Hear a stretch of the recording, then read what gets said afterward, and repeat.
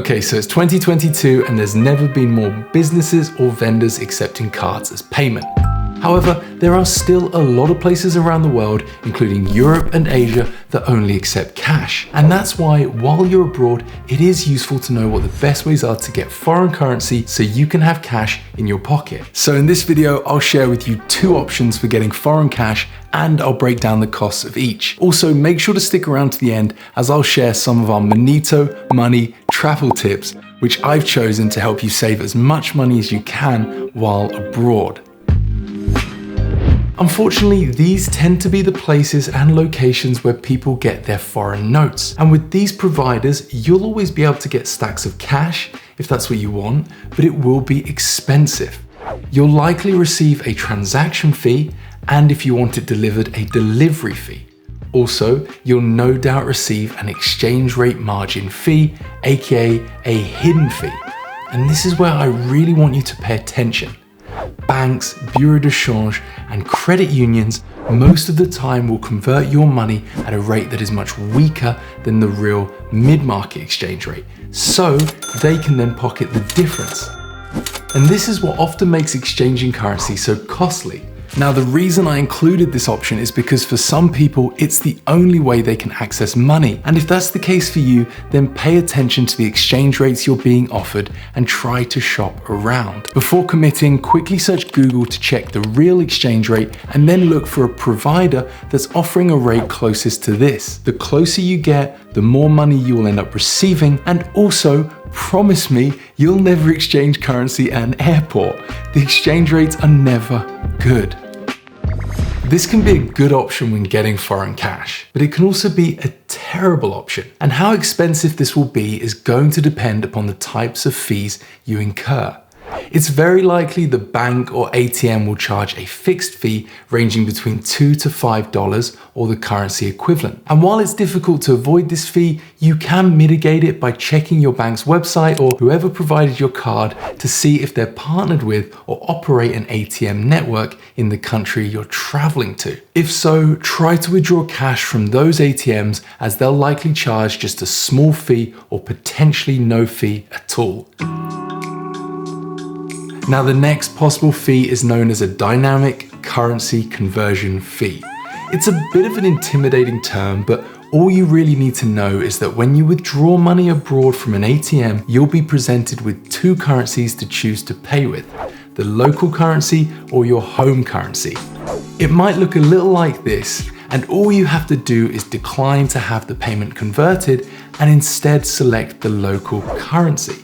That's the #1 rule when withdrawing money abroad, as if you choose to convert into your currency, the ATM provider will give you a poor exchange rate and pocket the difference, just like I mentioned earlier with bureau de change, credit unions, and banks. Also, you need to watch out for this when paying for goods using your card. For example, when you're paying for something in a shop or a restaurant and they hand you the card terminal, it's possible you'll be asked whether you want to pay in the local currency or in your home currency.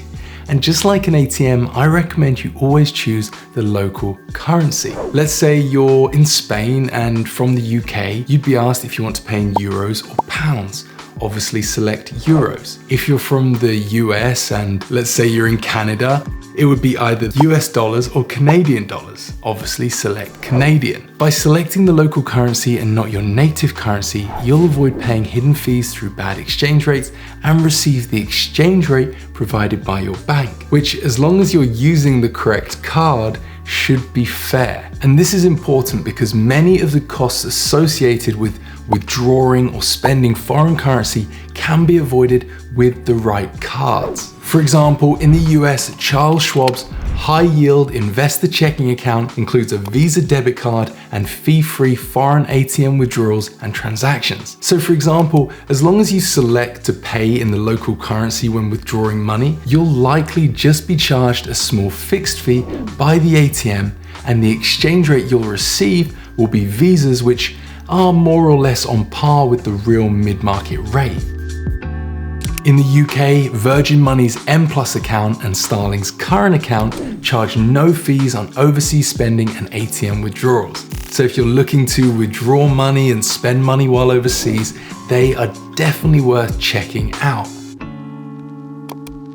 And for anyone in Europe or really anywhere that it's available, another good option is to open a Wise multi-currency account. With this card, you can load it up with the currency of your choice before you travel and use it to spend money or withdraw up to £200 per month or the currency equivalent for free. And if you do want to sign up, please use the link in the description box below, as it's an affiliate link and you'll be supporting Monito and helping me make more videos like this one. If you do choose to get the Wise card or any prepaid travel card, make sure you don't top it up with a credit card. This is usually the most expensive way, as the provider will likely charge a small fee and your credit card company will also charge you a cash advance fee.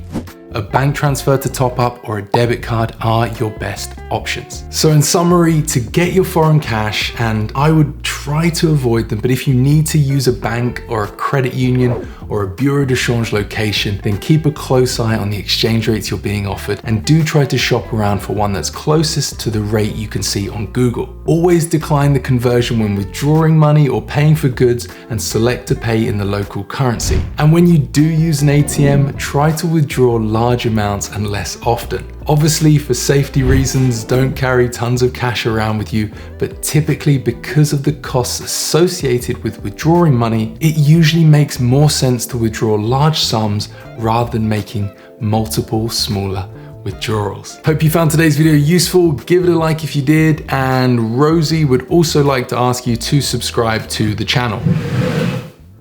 Right, Rose?